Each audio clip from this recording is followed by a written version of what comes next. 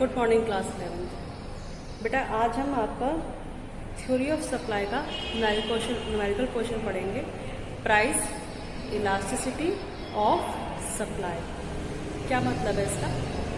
जब प्राइस में चेंजेस होते हैं तो उसकी वजह से सप्लाई में कितना चेंज आता है, कितनी ज़्यादा इफेक्ट होती है। कुछ प्रोडक्ट्स ऐसे होते हैं जिनके प्राइसेस में तो बहुत ज़्यादा चेंजेस आए बट सप्लाई में कुछ खास फर्क नहीं पड़ा, या कुछ प्रोडक्ट्स ऐसे होते हैं जहाँ प्राइसेस थोड़े से ही चेंज हुए बट सप्लाई में बहुत ज़्यादा इम्पैक्ट पड़ रहा है। तो that is called price elasticity of supply, कि अगर किसी चीज़ के दाम चेंज होते हैं तो उसकी सप्लाई पे क्या इम्पैक्ट पड़ता है, कितना सप्लाई में चेंजेस आता है, बहुत ज़्यादा या थोड़ा बहुत या बिल्कुल नहीं। ठीक है, तो that is called price elasticity of supply. तो इसको हम कैलकुलेट करते हैं। इसका फॉर्मूला क्या है? जो भी हमारा परसेंटेज चेंज होता है प्राइस के अंदर, कितने भी मतलब प्राइस 10% बढ़ रही है या 20% बढ़ रही है, उसकी वजह से सप्लाई में जो चेंजेस आ रहे हैं, लेट सपोज प्राइस 10% राइज हुए बट सप्लाई 20% राइज हो गई, तो उसका जो प्रपोर्शन है, जो रेशो है, percentage change in quantity supplied upon percentage change in price, that proportion और that ratio is known as price elasticity of supply. ठीक है बेटा, जो भी हमारा प्राइस में चेंजेस आता है और उसकी वजह से जो हमारे सप्लाई में चेंजेस आते हैं, उन चेंजेस का जो रेशियो होता है, उस रेशियो को हम प्राइस इलास्टिसिटी ऑफ सप्लाई कहते हैं। नाउ सीधा फॉर्मूला, दो फॉर्मूले हमारे कैलकुलेट करने के लिए, वो क्या क्या है देखिए बेटा।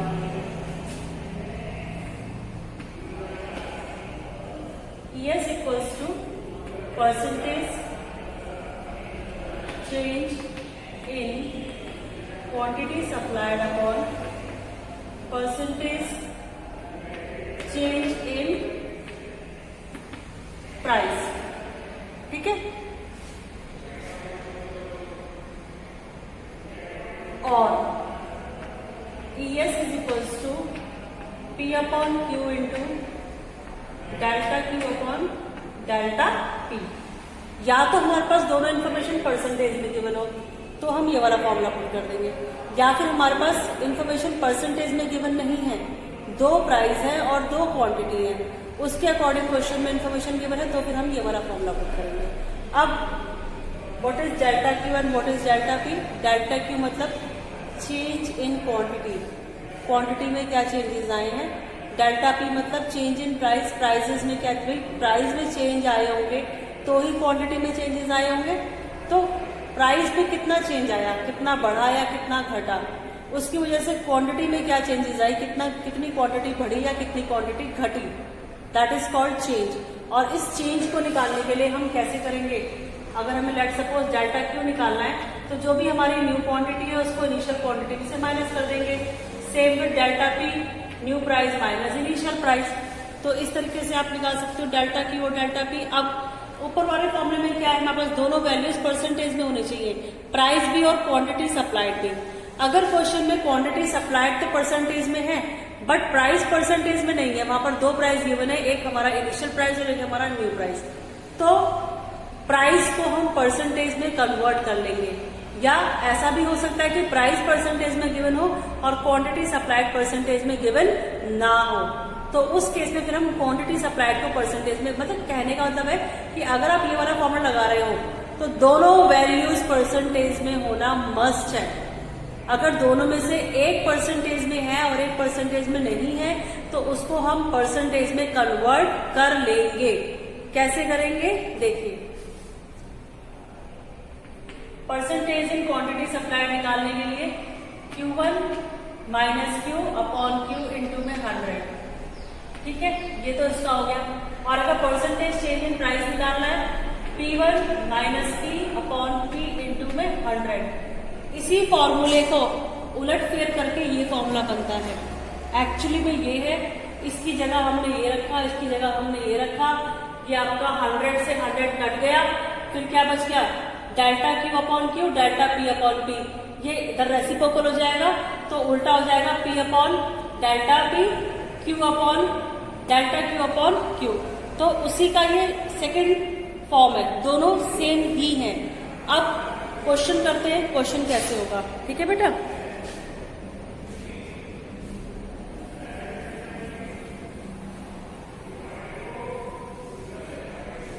क्वेश्चन देखिए बोर्ड पर क्या देखा वापस।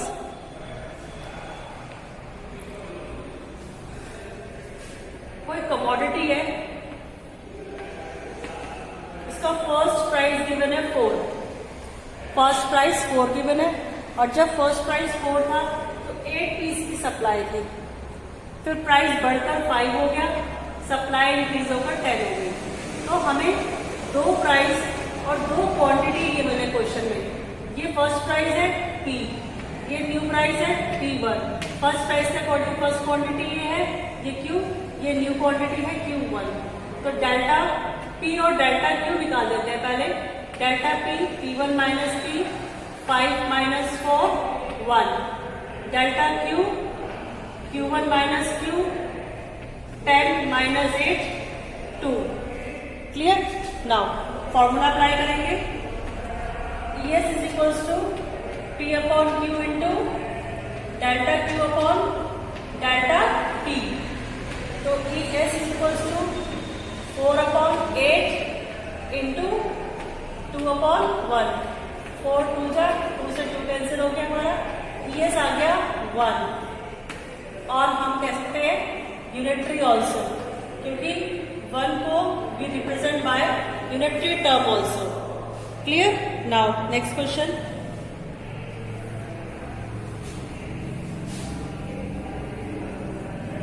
इस क्वेश्चन में तो कहीं भी परसेंटेज था ही नहीं, इसलिए ये क्वेश्चन बिना परसेंटेज के फॉर्मूले के हो गया। लेकिन अब नेक्स्ट क्वेश्चन हम परसेंटेज वाला करेंगे।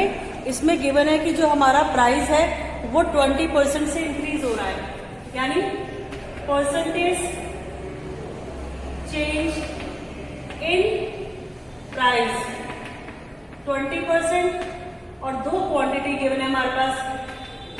जो हमारी फर्स्ट क्वांटिटी है वो तो है 100, और जब प्राइस 20% बढ़ा तो नई क्वांटिटी कितनी हो गई 250। तो इसको हम परसेंटेज में कन्वर्ट कर लेंगे।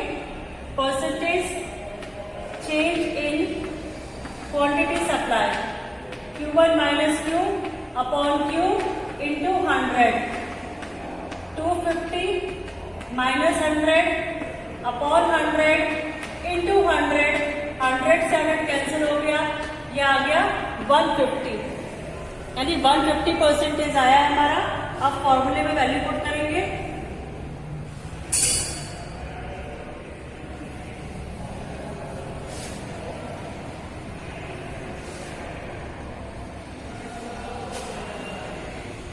ES equals to percentage change in quantity supply upon percentage change in price.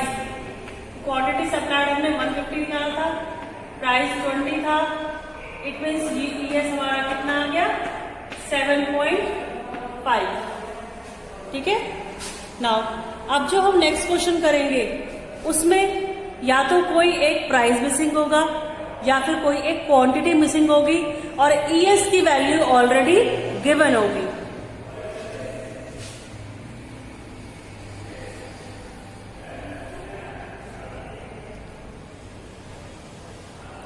हमारे पास क्वेश्चन में कहता है कि जो प्राइस ऑफ द कमोडिटी है वो 1 है, और उसके अकॉर्डिंग जो सप्लाई है वो है 200 यूनिट्स की। ठीक है।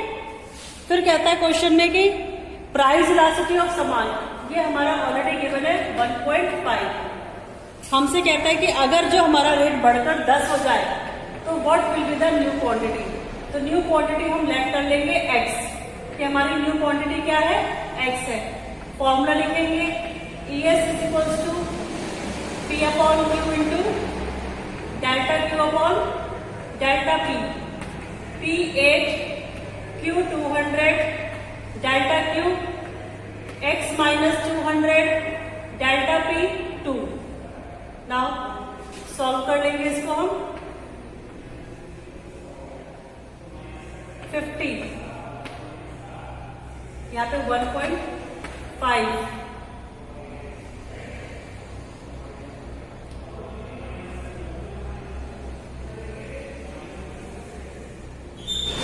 यहाँ पे हमारा 2 आ जाएगा, 4 2 जा 8, 50, फिर यहाँ पे 25।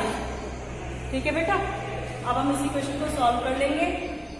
1.5 into 50 is equals to X minus 200, तो ये हो जाएगा 75। एक्स की वैल्यू आ गई 275, मीन्स न्यू क्वांटिटी हमारी हो गई 275 यूनिट्स। क्लियर? Thank you.